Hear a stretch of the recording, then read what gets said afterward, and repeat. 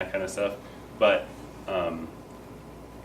you know, certain things have taken in certain places, and there's some areas that need some work. So yeah, other questions? I mean, I do want to make this. Go ahead. Isn't it going to burn again in the future? Yeah, that's the $100,000 question, right? It'll burn again, but how does it burn, and how can we? The idea is basically not if it's going to burn, but how it's going to burn, and what sort of interventions can we do ahead of time to, you know, in terms of some sort of prescribed fire or some sort of, you know, thinning treatment to break it up. Because what we don't want to do is exclude fire, because that's what got us into this problem in the first place. And what we don't want to do is have every 30 years a big chaparral style fire come up and burn through the shrubs that are taking over and reset the landscape. So we're trying to find some place in the middle where you're getting these little fires, or you're simulating little fires through prescribed fire or fuels treatments that are creating a heterogeneous or a mosaic of landscape types across the mountain range. And we think that that mosaic will allow for the natural systems to kind of do their own thing a little bit and adapt to the changing conditions and the warming conditions. At least it's all, I mean, for better or worse, Los Alamos is one giant experiment, right? And so a lot of the stuff that we're seeing here that happened with Cerro Grande, and then again with the reburn in Las Conchas, we're seeing a lot of that happen elsewhere in the West.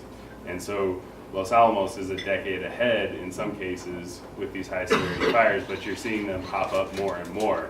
And so eventually, you know, there's this paper that came out a week ago that said that these high severity fires can't continue forever. We can't continue to see this kind of high severity fire in the West. You know, and they're saying by 2085, plus or minus, we'll be sort of out of the high severity fire. And you read into it and you're like, oh, that sounds like good news. And then you read into it and it's like, yeah, because you burned up all the trees. And so it's like, that's pretty grim.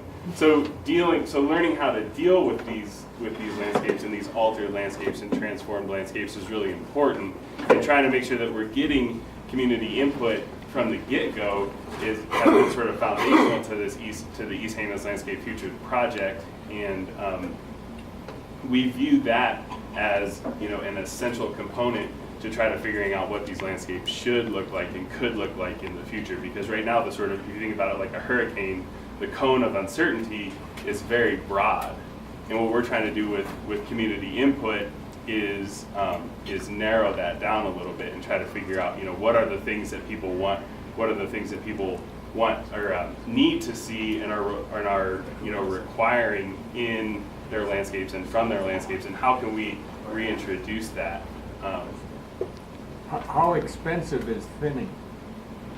Well, thinning is really expensive, but there's not much to thin, and so it's a little bit of an uncertainty.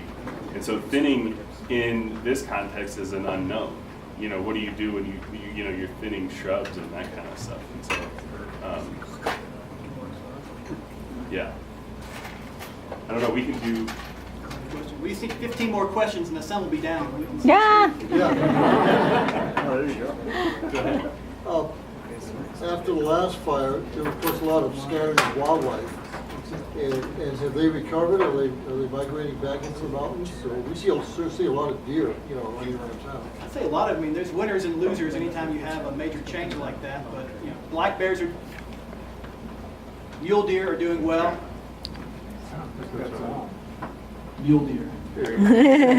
So I don't have a lot of data to support this, partially because we haven't done a lot of research since the fire. But just anecdotally, I think mule deer are in good shape. There's plenty of elk around. Black bears seem to be doing all right, although with a drought situation like this, it's probably going to start hurting the bears. But in terms of just the ecosystem, this oak shrub is good for a lot of animals. So I'd say, you know, I don't have data to share about which species are the biggest winners or losers, but for the most part, most of the big species you see out and about seem to be doing fine.